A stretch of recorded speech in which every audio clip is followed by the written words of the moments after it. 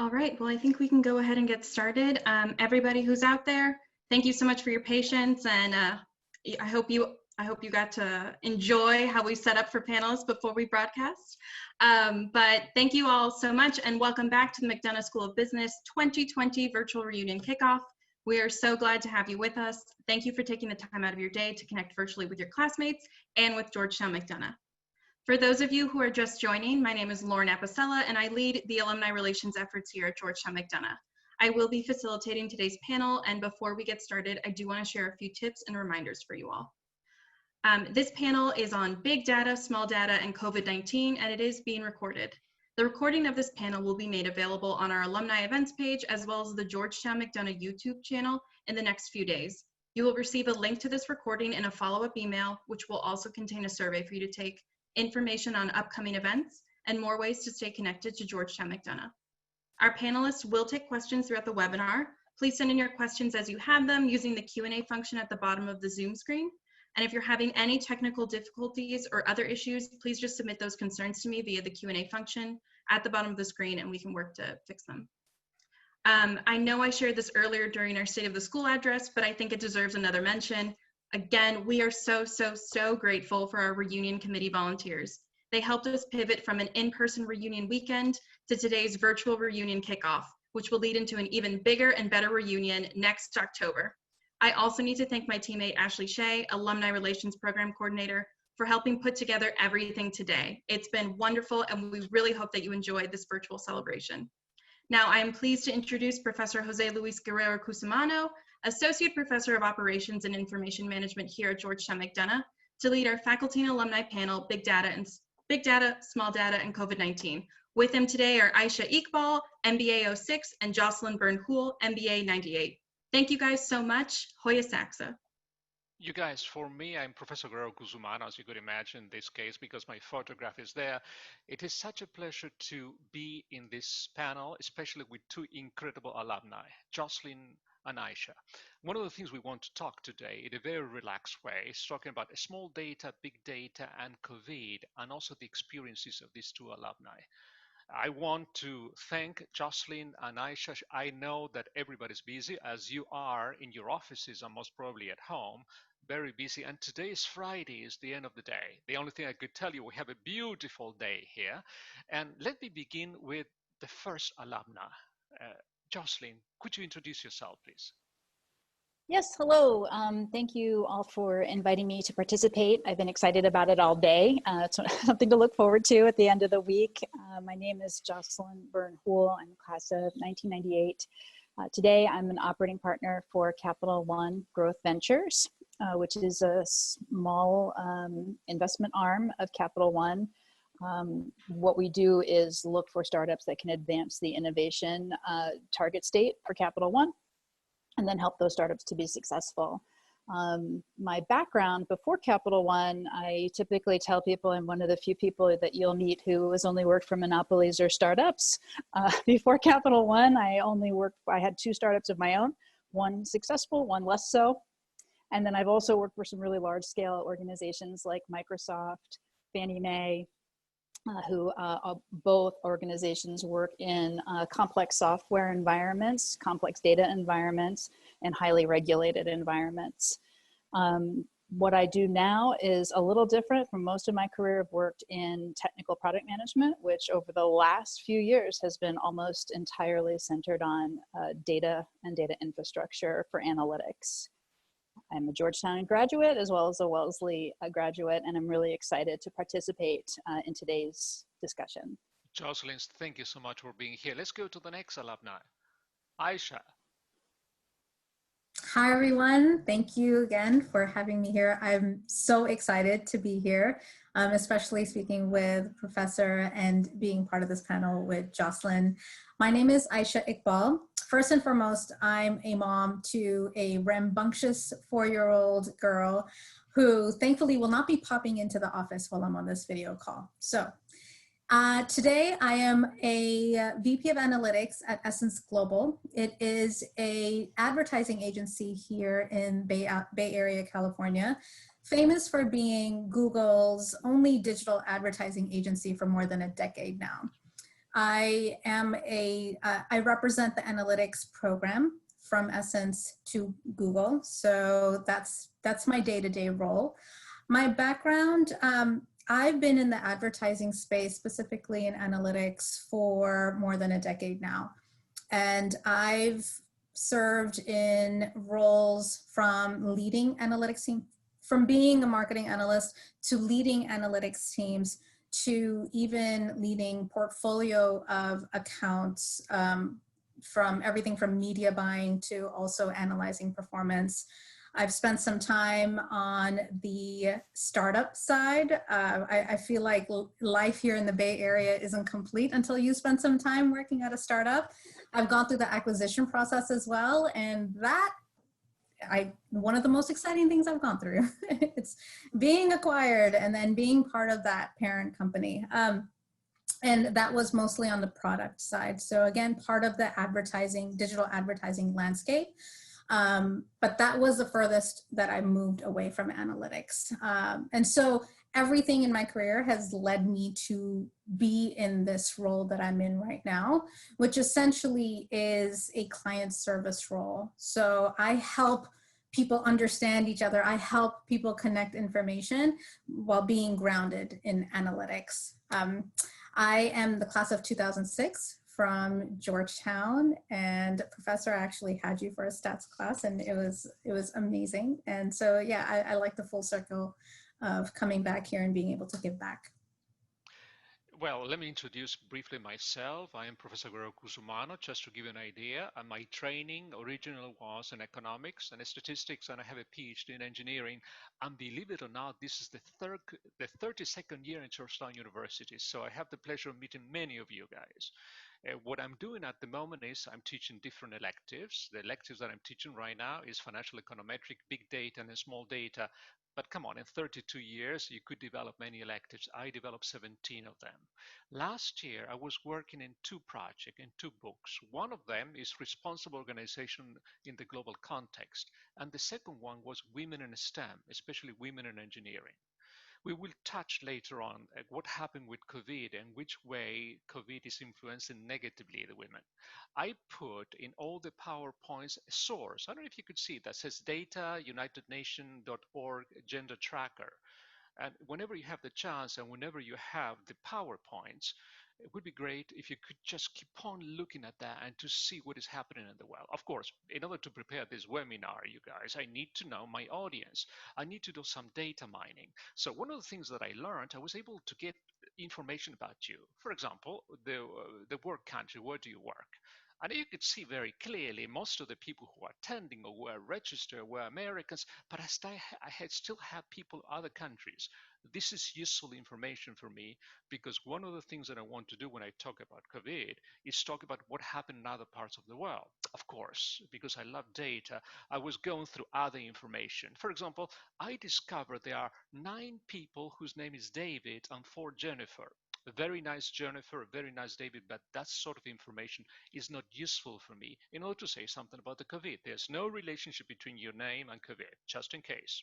I want to define something that is very important because analytics is everywhere. So I'm going to define analytics in an ample sense. Analytics refers to our ability to collect, analyze, and use good structure and unstructured data, and also videos, text mining, to generate insight that inform fact-based decision making. It's a long definition, it's a general definition. So in business analytics is very interesting applied to business. The link that you have there is because we have launched a wonderful Masters of Analytics from Georgetown. I'm going to talk about that later on. So information is fundamental. And one of the problems that we are flooded with information, and sometimes we don't know if the information is credible or not.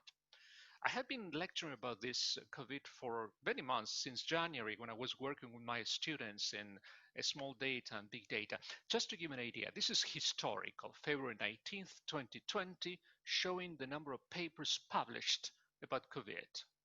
I don't know if you could see, there are 2 colors. The ones that are in white are peer review. In other words, there is a group of people observing what the people did and being critical about that.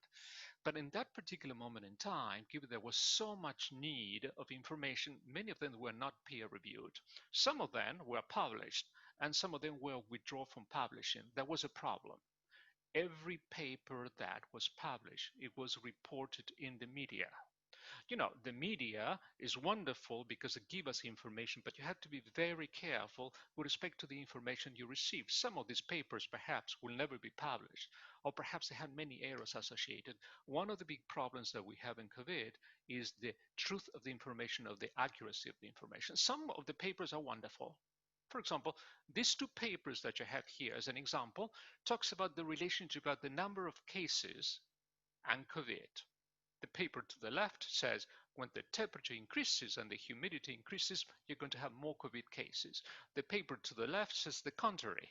So it's not that they're contradicting each other. If you look where they occur, there were different circumstances. In Australia, there was the southern hemisphere, you know, the winter, and here we were in the summer. So one of the things that we are learning right now that you have to be very careful with the information that you read. I will try to slow down because I'm getting excited with so much data here. Now, let's be realistic. In this particular case, COVID is causing great consternation, great preoccupation. This is information from Ipsos. Ipsos is a consulting company, and the question that they wanted to solve is what worries the world? This is recent, August 2020. And there are two main issues in the world, taking a sample of 40 countries with tons of people in there, says what worries the world in this particular moment in time is corona and unemployment. And look at poverty. Sometimes we do not talk too much about in which way COVID has increased evidently the poverty and the social inequality in the world. In some Latin American countries, because COVID, in some countries you have over 40% of the people being declared poor. This is internationally. When we look at about America, the situation is similar to this. But let me give you some statistics. You guys, most Americans know someone who has COVID. 59% of Americans know someone who tested positive for the coronavirus, and 23% of Americans know somebody who died from coronavirus. This is a tremendous situation in which the people have the knowledge in which way the virus is spreading, and they try to gather information. Today, as you know, you must have read the news, Amazon reports that over 18,000 of US frontline employees has COVID, 1.44%. So in the mind of everybody, in the scientists, in the decision makers, in the business, this topic evidently is everywhere. We ask American in the same way that we ask the world here, what is the main worry, preoccupation? This is from last week. You guys, which are the following do you feel are the most important issues facing the USA today? Rank number 1, rank number 2, and rank number 3. Look at the two first, coronavirus outbreak and the health economy. These are in percentages just in case. And look at the others. One of the problems that we have in analyzing the data that we need specialized methods in order to analyze the pandemic. It's not only the analytics that you have and the expertise that you have, but at the same time we try to figure out in which way we could convey the information and analyze the information. So we are talking about analytics. There are many models, how to predict, how to react, how to make decisions. Let me show you an example. This is an example of COVID analytics. It has 4 parts, but at the same time, look at the methods I'm using. Prescriptive analytics, predictive analytics, contributing factor to the pandemic, and the spread. So when we look at this, if I look at my left, I'm going to see preventive measures and prediction. The other element is high-risk areas and spreaders. The other one is delay identification. What is happening to all the people? Which are the contributing factors? Evidently, one of those is mobility and proximity. In which way the people are moving around and spreading around. The reason I'm showing you this, because I don't know if you could see there, I have predictive analytics and prescriptive analytics. Predictive analytics are simple methods to do a prediction what is going to happen in the future, but prescriptive analytics is extremely useful in business because we are decision makers here. Let me read you the definition. Prescriptive analytics answer the question, what should be done or what can we do to make it happen? So in other words, it's not only predicting how many cases or what are the potentials, what do we do about it? So they are different for different type of analytics. I have different methods. I have hundreds of methods that I could use. Some of the methods that I put there, graph analysis, simulation, complex event processing, neural network, and so on. So imagine, in order to tackle the problem, not only have to have the expertise in epidemiology, but I need to know all the areas that are interacting, especially in business, because you know what is happening right now is affected now. Let me give you an example between prescriptive analytics and predictive analytics. This is the report of Boris Johnson. I was able to get a copy of a copy of a copy of the presentation, you guys. Everything is legal. So in this particular case, they wanted to check positivity, the percentage of people that took the test and were positive. So when I look at the data, I don't know if you could see, it's alarming to see in England that people who are 17 to 18 or 19 to 21, the positivity is 12%. But when I look at the children there, the children are younger, the people who are less than 15, the positivity is much less. What I did up to this moment is predictive analytics. What do I do prescriptive? The prescriptive is which kind of action do I make? Or what kind of action do I take? In this particular case, somebody said one action would be, well, for the older people that go to the university, you have to put some restrictions. In the lower part, that the people that are younger, that are still in elementary school, high school, the people could go without any problems. Those are prescriptive methods. If you have the chance, go to YouTube and read the whole information. I give you, in this particular case, some ideas. So one of the elements that I want to do is I don't want just to analyze data. I want to make decisions with data. And that's one of the difficulties that I have right now, because in business, I can make some business decision, but with the pandemic, there are so many people interrelated to each other that have to make decisions. If you want to go deeper into analytics, evidently, one of the things that I could do is create a model. This is a model for a company called Teradata that is very well known in analytics. So what they show you there is they have the data, could be tests, could be statistic, patient records, hospital information, and then advanced analytics. I want you to see in this particular case something that is very important that people are marketing now all the time. Geospatial. What happened in space, how it's going to spread, how is the idea of clustering, how do you do text analytics, how do you hear what the people are going to say, and evidently the spread dynamics. So as you could see in this particular case, I need to create a much more complex model. All these models could use in business, because at the same time, if the economy is closing down, in which way the closing of a store that has happened all over the world. There are some countries that had been in a strict lockdown for 6 months. As you know very well right now, Europe has this problem in France and England and other places. Another element that is important in this particular case is something that I didn't mention, something that I love, is artificial intelligence. So in this particular case, this is a map especially designed for COVID. This is a model for artificial intelligence using COVID. So what they decided, after analyzing the literature, you have 4 components: the medical scale, something a little more technical, the molecular scale, the society scale, and data set and resources. Look at, I want to emphasize number 1. Now, when I say number 1, medical imaging for diagnosis. Well, they use artificial intelligence to touch the lung of the people and try to do a prediction with respect to that. They use artificial intelligence to look all drugs in drug discovery. In this particular case, in society scale, they try to determine in which way, in this particular case, the virus was spreading. And the last one, and I want to emphasize one of them, 4.2 textual data. Everything that the patients tell me, everything that the customer tells me, 80% of all the data is non-structured.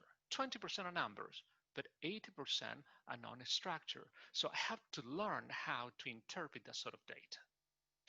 Now, Georgetown worked very hard for many years. I have to congratulate everybody. We have launched, let me do a little advertisement at least. We have launched a Master's of Science in Business Analytics. It was an effort. I have to thank, evidently, our dean and the dean of the MBA for all the hard work. We have a wonderful professor who's leading the effort, who's the director, Sudipta Dasmohapatra. She's the new director. We are launching in January. We are beginning, better says, in January. But look at some of the topics that they have, statistics, machine learning, programming. You guys, you read it. I'm just moved with all the topics that you have there. One of the most important thing in this particular case is to realize that the topic in our list is very complex, not only for the COVID, but for decision making in industry. We are surrounded by data, and sometimes we don't know what to do. I'm going to go quickly to two examples because I talk about small data in this particular case. Listen, a small data is the type of analytics that is specially designed not only for a small data, but to make quick decision making. Sometimes the data set are small, and sometimes the complexity is not as big as big data. Small data becomes more and more popular when you're looking at Internet of Things, small sensors, all the information given by the different sensors that you have around you.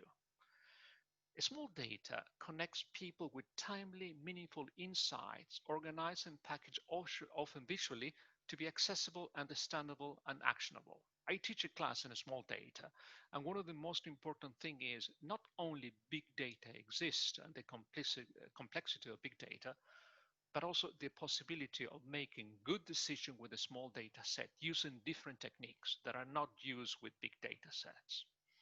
One of the elements that I chose as an example was something called index spreader. Somebody that began spreading to a small group of people that perhaps later on could become a big spreader. This case is a real case, and it's related to the airline industry. It's a woman, a 27-year-old businesswoman from Vietnam, was what is called index case. The first person, this is an important case because this occurred in March 1st of this year. She was patient number 17 in the whole Vietnam, so there were only 16 cases and she was number 17. So in order to do a small data, I have to go deeper and try to figure out how this person begins spreading COVID, especially in a plane. You know very well the airline industry has suffered tremendously. Furloughs today, as you know very well, waiting for Congress to give the aid. So let me read it to you quickly. On February 22nd, case one, her sister returned to Milan, Italy, subsequently traveled to Paris, France from the early fashion week before returning to London. She was in London, and in London, March 1st, she had a sore throat, cough, and boarded a flight home to Vietnam. No one noticed. The flight took a long time, took 10 hours. After the flight landing and following the patient, 15 other people who had flown in the plane were infected. So it's a small data because I have one person, I have one plane, so it's something contained. Let me show you how the plane looked like. She traveled in business class. I don't know if you could see that. She traveled in 5K. She's at the top of my left. The people that are in orange were the one that caught COVID. So she was sitting in business class, the people in front, and 2 rows after her got the COVID. Now, I don't know if you could see there in the screen, there are 2 people working in economy class that also got COVID. So why did these people got COVID? Because using a small data technique, we learned that the stewards working in economy went to the bathroom in business class and then came back, and those people also got COVID. This is a typical example of small data. You have to go deeper, and for Vietnam was extremely important because from 16 cases, it doubled in a couple of weeks. This is what we learned, you guys. Let me show you some statistics. The conclusion is that the probability or the risk, if you have somebody with COVID, the risk is 1 row and another row. When they are 2 rows away or less, the probability of the relative risk for COVID is 90%. If you are more than 2 seats away, it's 0.1%. Evidently, this information is useful because it tells you in which way you could analyze the data. And I have very small minutes, isn't it, you guys? So very quickly, ladies and gentlemen, super spreading. Super spreading is becoming one of the hot topics in the worries about the COVID.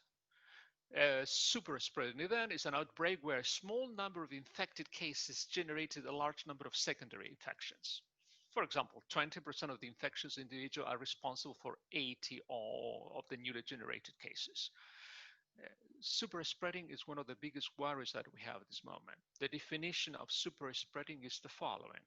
A patient transmitting a disease to at least a contact based on the analysis of SAR spread is a super spreader. Two simple examples. Number one, my alma mater, University of Illinois, got my PhD there, ladies and gentlemen. University of Illinois is a large university in which, before the students came to campus, they decided to create a model in order to check which could be the spread, how many number of people. The model was complicated and was created by two physicists. The model, evidently, was an advanced model. These are the two physicists, and look at this. In the model, there was the possibility of the 50,000 students that 7,000 students were partying 3 times a week. The model was able to help to determine the number of cases. It seems to be that they were partying 7,000 students, but in the model, they did not have the information about the non-compliance. The model assumed everybody was going to behave, they were not going to get drunk, and then they're going to comply to the distance and things like that. Be careful in big data and in small data. We have many models, but the assumptions are wrong. The model collapses. And the last one, you guys, I don't know if you have heard about the Sturgis, South Dakota annual motorcycle rally, one of the biggest thing in the US. What you haven't read is Sturgis, and what you have in blue, all the people that went from the different parts of the US to Sturgis. There was the confluence of people. Unfortunately, between August 7th and August 16th, 500,000 people. Imagine 500,000 people in a small place convert to Sturgis, South Dakota. We discovered that large crowds coupled with minimal mask wearing and social distances attend this raised concern. We didn't know what was going to happen. So there was a model. The model predicted the following, that 266,786 cases, or 19% of the cases in the US in that period, was produced by the rally. If you want to do business like, and you want to estimate how much it costs to take care of something with COVID, some research has been done. So it costs $46,000 to take somebody with COVID. So they estimated that the total cost to the nation or to the group was $12 billion. Now, in order to do something like this, you need different models are much more complex, model that you follow, model that you trace. The same happened with the plane. So let me show you the model and I stop. This was the model. You guys, I'm not going to describe the model. The model is beautiful, how the people did. They were looking at how the people were moving around, in which way everybody interacted.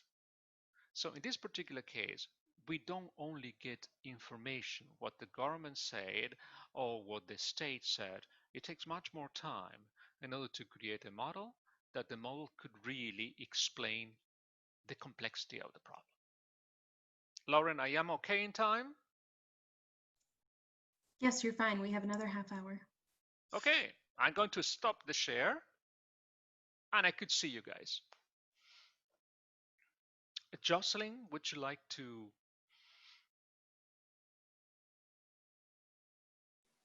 Begin. Hi. Yeah, can you hear me? I have to follow the model. I have to follow the beautiful model. Oh my goodness. I'm going to talk a little bit informally just about my experience working with data and analytics, some of the places where I think my Georgetown education helped me and some things I learned along the way.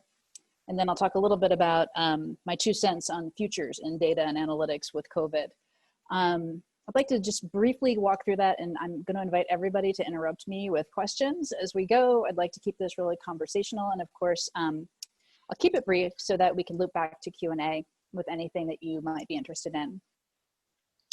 So one thing I wanted to start with is just a personal story. I can't see everybody on the line here, but I did not study with Professor Guerrero. I studied with Professor Comrade. And I don't know if he's on the line. I'm hoping he is, because I wanted to just share a story. And I've actually checked this with a lot of people. And in addition to being a very talented professor and teacher, he also had this sort of sixth sense about when your attention might be wavering. And he would just in the middle of his speech, he would just in the middle just sort of shout your name out. Like I would just be talking and say, Aisha, I'm going to write this on the board now. And I don't really know, because I didn't change my body language in any way. My eyes didn't shift, but he'd always knew when you were just going to just maybe go away. And they always kept us focused. And I'm going to kind of come back to that class actually, because I use a lot of things today that I learned at Georgetown. So just a little bit about my experience. I've gotten more and more drawn into data and analytics. And I'd have to say that while I do work with analytics on the analysis side, more and more I'm focused on how do we get our arms around disparate data sources and wrangle them into some sort of body of information that can be analyzed for decision-making in a really dynamic setting. So that really started with my work at Fannie Mae. The main things I worked on there, I was there during the crash of '09, and we worked to very rapidly reprice every loan in the country. So I don't know, Fannie Mae's data is massive in scale. The other thing I worked on there is how to do modeling and predictive analytics for the value of collateral. Some of you may remember that one of the problems with the '09 crash is that we didn't have maybe enough rigor around understanding the underlying collateral that was underwriting many of these mortgage loans. And so we had to move from collecting 3 pieces of data to over 2,000 and get a predictive sense of what the value of the collateral was as part of the underwriting decision. From there, I did a number of different things. The next interaction I had was working at I founded my own startup in medical data that delivered proofed identity sure, do not resuscitate orders to any platform. And so that's working with the most highly sensitive private data, as you might imagine. As my husband pointed out, my husband who also went to Georgetown, so there's another thing Georgetown gave me, but he pointed out it's my 2 favorite topics, software and death. So we can talk about that in another Zoom later. Then at Capital One, most recently, I've been a product lead for all of our metadata, data quality, data lineage, and scanning all of our data at Capital One for any sensitive or private data. That endeavor, I'd love to talk about more if you guys have questions, but I think you were talking a little bit, Professor Guerrero, about the importance and the rising volume of unstructured data, how we can really utilize that. I think there's a ton of opportunity. I mean, I'd love to hear Aisha's point of view, but certainly in banking and finance, we sort of know about it, but I don't think we have yet to figure out exactly how to leverage it as compared to our expertise in the structured data world. For those of you who are not like data, sorry, I didn't want to get too data oriented, but unstructured data are things like the log from a call that a customer makes. It's a video, it's a document like your email document. There's things I can't quite see what type of data is in there, but it does hold good information.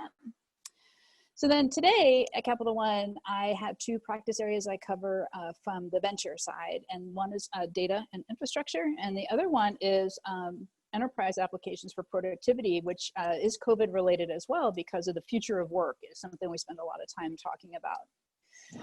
Just covering those briefly because, and we can come back to it, because I wanted to talk about, as I got deeper and deeper into analytics and data, I would not have necessarily said that was my background, except for the courses I took at Georgetown.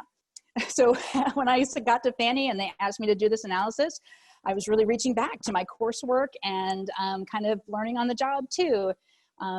Couple of things I wanted to shout out about, particularly to Georgetown and maybe a liberal arts education or humanities centered background. The things that really helped me there from a skills perspective were really learning those crisp, clean problem statement skills that I think we really focus on at Georgetown. And I'm sure if we do an analytics program is probably a big part of that as well. The ability to enunciate in English and do a beautiful equation that you can also use to describe in language so that regular people can understand it. That was really my starting point for navigating some very complex issues. The other thing I had there, and I can sort of Shout out to all the women from Georgetown who've helped me, but I had a great mentor who was a woman who not only helped me by sending me back to redo my work so many times, I'm actually getting a rapid heartbeat recalling it right now. The dread I would feel going in with my spreadsheet, my complex, beautiful models that she would immediately untie. She held me to a very high standard. And I think that really helped me to even today, I kind of hearken back to like, well, what would Jean do? And how would I structure this? In particular, another kind of theme of this mentor of mine, along with the work I did at Georgetown, is two ways of looking at the answer. So always making sure, and I think that's why the small data, big data theme really appealed to me too, is, you know, just as you get one beautiful answer, maybe look at it a different way, double check it, try and break your answer before you present it to a group or like recommend a business action based on that. And so having a mentor who holds you to a high standard and a background and an education that really focuses on the question, the fundamental inputs to the analysis. So you're not sort of starstruck with a beautiful slide or a beautiful graph, but really able to break apart the analysis. Those are the things that have helped me the most.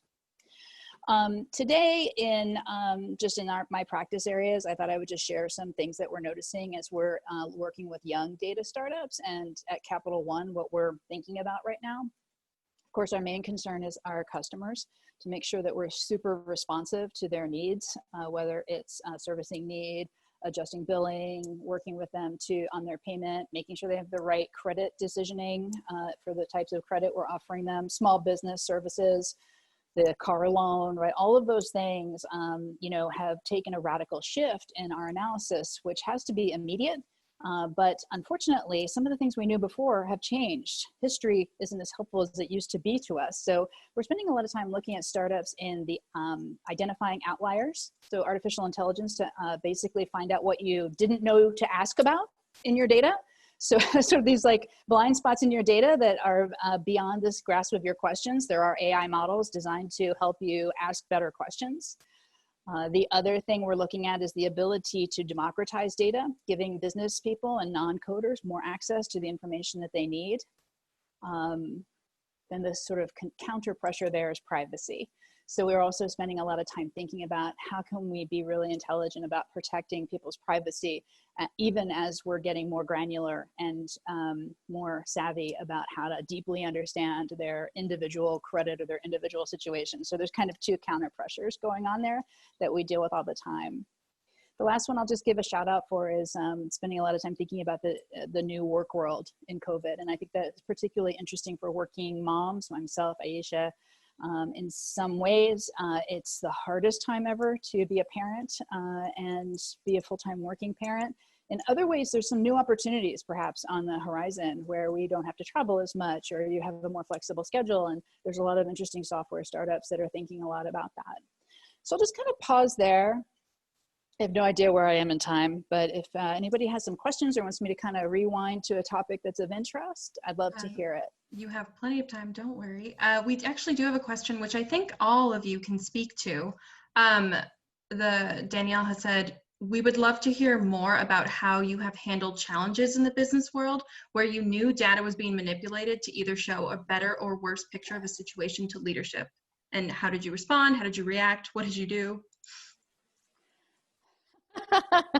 I don't know what you're talking about. I've never seen that. No, you know, it happens unintentionally. I think people come in, I think bias, right? I think the first thing is like having a culture that I'll just say my 2 cents and Aisha, I'll kick it over to you. Having like almost a biased policeman on your team, somebody who's always looking out for, your thought process and helping everybody stay as even tempered as possible. And then the other thing I would say is I do think it's really important to try and cross-check and come up with, something that breaks whatever your result is, just to have somebody cross-checking the analysis when the business decisions are incredibly important. Aisha, why don't I just kick it over to you? I don't want to monopolize. No, it's pretty awesome how both you and I just started cracking up when that question came up. So I'm in the marketing world right now in advertising, and I lovingly call it me doing the devil's work. We're like the devil's foot soldiers, because essentially we're in this business to get people to spend money. right? Like that's what advertising is all about. The more successful your advertising, it means that people have spent money to purchase whatever it is that you're trying to sell. And so for this question specifically, it is the day-to-day challenge for analytics in this space, because the analytics team is always seen as the unbiased or the auditors of information. But we also have to serve very, multiple stakeholders, internal stakeholders, as well as external stakeholders, our clients. And people always want to use the data to help them tell the story that they want. And there's so much spin that can happen in marketing and in advertising.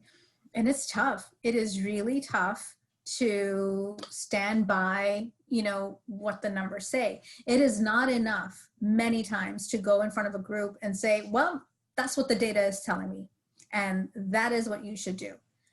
People don't want to hear that unless it is a positive story that the data is saying. So a lot of it is really then just comes down to actual people's skills, right? Data is one part, but an important part of analytics is how can you use this work to help people understand? The work is useless if the people that you're delivering it to don't understand it. And that is what I have learned over my career. So I'll come back to this question. Jocelyn, if you're done, I'd like to go ahead and get into my spiel. Please, cool. Please. So I did not start my career in analytics. I started, 10-year-old Aisha would not have looked at 42-year-old Aisha right now and like, yeah, I'm going to be VP of analytics one day. No, 10-year-old Aisha wanted to either be a UN diplomat or a journalist. But then college Aisha was just like, I don't know if I'll be able to make much money. So the greed kicked in, capitalism kicked in. I was just like, okay, let me do something that will help me pay some bills and live a kind of lifestyle. So I got into business. But I got into the tech side. So working at Dell was my first job. And essentially my first job was, at that time, Dell was completely known for, at the speed of Dell, getting things done so quickly. My job was to put some speed bumps in place. So I was part of the QA team, the quality assurance team that was putting processes in place to make sure that the developers were, following a plan and following standards so that their work could be, useful in other places. So you can imagine that me and my team were not well liked in the organization. But that is how, I started my career. And then after that, I went to Georgetown for my MBA. And what I'm about to share right now, I have not shared openly outside of like maybe one or two friends and my family members. But I remember sitting in Professor Guerra's class, and I think the words I'm going to use, Professor, are ones that you used. But I remember looking at the work and I was just like, holy crap, this is Martian language to me. I don't understand it. And I freaked out. I was just like, I'm sitting in a class full of like really smart people, and why don't I know this? So I would say that my motivation to come into analytics was fear. I had always been afraid of math. I had always been afraid of numbers because for some reason I told myself I wasn't good at it. I loved English, loved history, loved literature, all of that. Math, no. So then it was really, that's what Georgetown did for me. My MBA program at Georgetown, it made me go headfirst into this. It showed me that, you know what, this is an area you need to build up on. You can either go for it or you can run from it. I decided to go for it. And so I remember interning that first summer at AOL in their marketing analytics department. Again, I coasted through that summer, just not knowing what I was supposed to be doing. I didn't understand the work. I just did it because I know I had to. And thankfully, they decided to hire me full time after my MBA program was completed, after I graduated. So I was just like, I have a job. And I'm very thankful to my manager. She really exemplified for me the kind of analytics leader I would eventually want to be. I know deep down she knew that I didn't know what I was doing, that I didn't understand the work, but she valued everything else that I brought to the table. She valued me and she believed in my abilities. So at AOL, I was working in marketing, in their marketing department, but in their internal. So that's when they were still going after dial-up subscribers and trying to get paid from them. So I remember having to work on this model. It was a revenue contribution model that would predict, like, if we get a payment now, how much revenue are we going to get from that? Or if we get revenue, you know, X period down the line, how much revenue can we expect?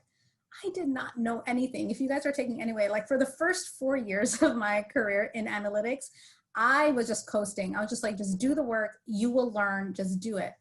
And so I got laid off from AOL. That's when we had our 2008 recession, and it was probably the most fun 4 months of my life, because I think as an adult, the only real vacation you get is when you're in between jobs.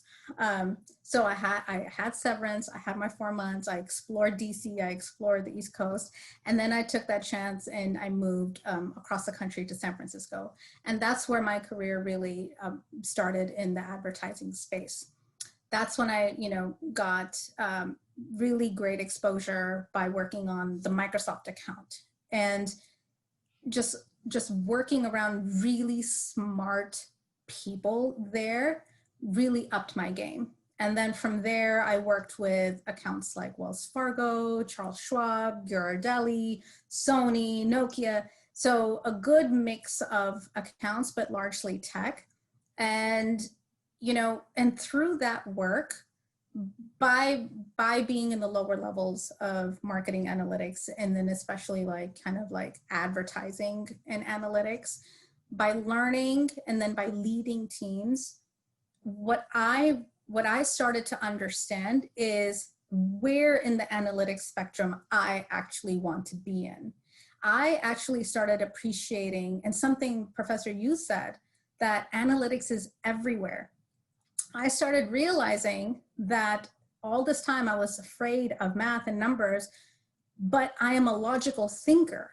And that's what analytics is also, you know, how do you input logic, and how do you use that to make informed decisions? And so that was me naturally. And so through my time in my career, I've learned that I want to help people understand each other. So something I said before is that in analytics, no matter how wonderful your model is or how wonderful your analysis may be, if you cannot speak about it, if you cannot share it with people in a way that they understand what it is that you're trying to tell them, it's useless. All of that good work is just useless, because you weren't able to translate that over. And I noticed that that's kind of where I can help. I can help bridge those two worlds. I can help be that translator. And that's exactly what I'm doing now. And it's pretty amazing. But it's also, you know, helped me in my personal life as well. And what I mean by that is I have aspirations to be on the TED stage one day. I just want to talk to people. I want to help change the world. And so the first time I tried to put a pitch together for a topic, the topic was single moms and shaming single moms. I myself am an unmarried mom, so this is a topic near and dear to my heart. And so when I was putting the pitch together, I started looking at statistics about single moms, and they're like dismal. I mean, the picture of the single mom in the US is just like, forget about it. But being the analytical thinker that I am, and what analysts really do well is interrogate data that they see. We never look at something and take it at first glance. We always question it. And so I found myself questioning these statistics. So think of things like single mothers are, children of single mothers are more likely to become drug users or uneducated and poor. I started digging down. Why is it? Because there's no father at home. But why is there no father at home? Is it because of mental health issues or they're in jail?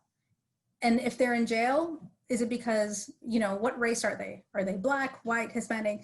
And if they're Black, is it really because of one thing, or could it be pointing to other bigger societal factors like racism in our criminal justice system and privatization and capitalization, things like that? And so just that one question made me dig down and keep digging and keep digging. And so that's what analytics has helped me do. It has helped me question things in a very productive way. Like COVID, for example, in the beginning, like March, April timeframe, when we started seeing all these stats about like this many deaths or this many cases in this, the first thing my mind went to was, okay, out of how many tested, what is the denominator that we're looking at here?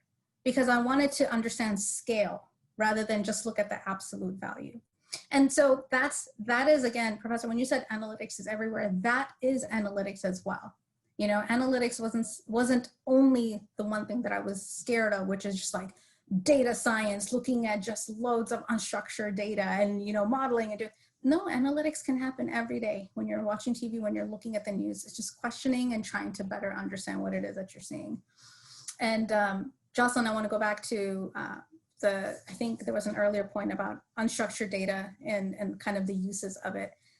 I mean, in marketing and in advertising, it is gold for us. The more we can get on our customers, the more we can get on our users, obviously the better, because we, you know, want to be more targeted and we want to find every way we can to get them to spend money. So how COVID has impacted Google, who's my client right now, is in two big ways. One is on the brand side.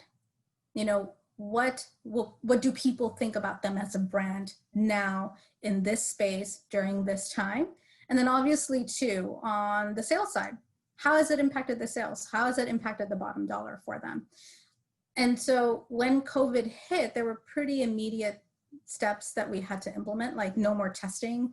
We can't test right now because we don't know, our baselines are shifting. You know, how will we know if this is a real result or something that we can use for future planning, because we don't know what the new normal is. Normal wasn't normal anymore. And then we also don't know how long this is going to last or what the world will look like afterwards. So testing at this time, testing and doing any kind of user research is just really difficult. But then even on the brand side, that's something that, you know, things like text analytics and sentiment analysis really helps with, is just understanding and reading people's feelings and thoughts and then trying to make a decision on what to do next after that. I know I've done a lot of talking, but I was making sure that I had covered off certain points. So I'm going to stop now. Great. Thank you so much. We have time for one more question, which somebody has put in. Big data is being touted as being used in all places and everywhere equally, but it may not be worth the work equally. So how do you measure and decide what requires data analytics or not? I just want to take a quick run at this, and Aisha, I'll let you as well, is like, this is something I do wring my hands about a little bit. At a high level, I feel like a lot of times we kind of chicken out on big business problems and decisions, because we are like, oh, well, you know, we looked it up, we did a study, and this is what the study says, and here's what users want.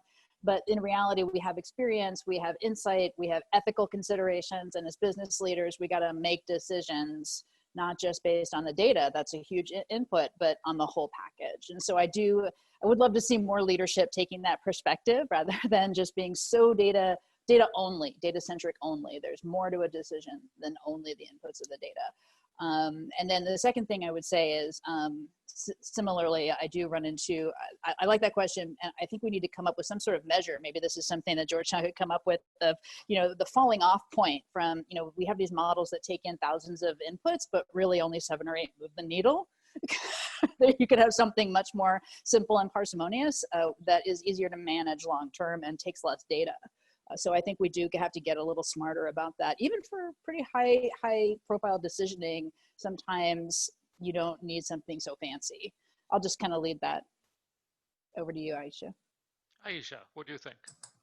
I completely agree, Jocelyn. I think on a more kind of tactical side, what this looks like on the job front is sometimes, you know, big data was such a sexy term, like in the past couple of years, past few years. Everyone wants to get into big data. Everyone wants to be a data scientist.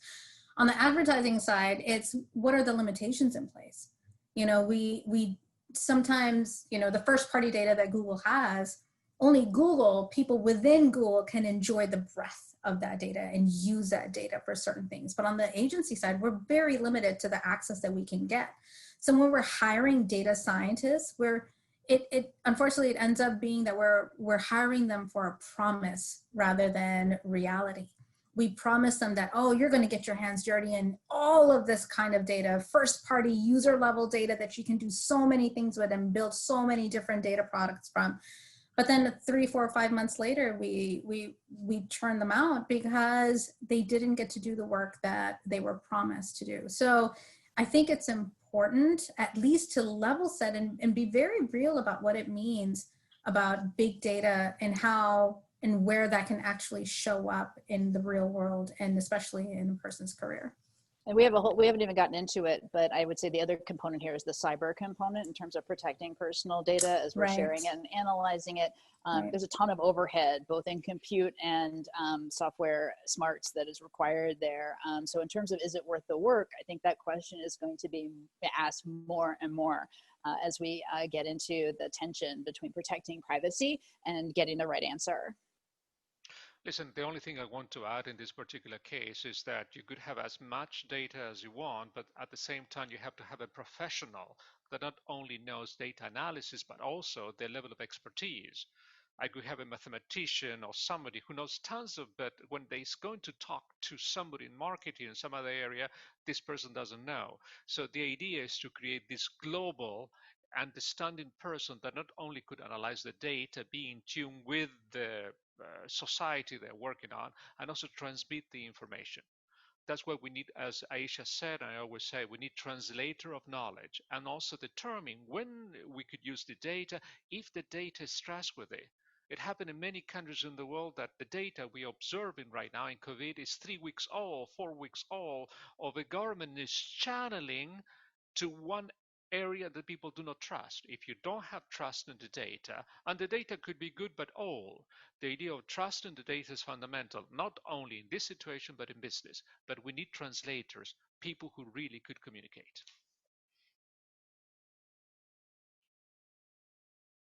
We could keep on talking, Lauren, but I think the time is over.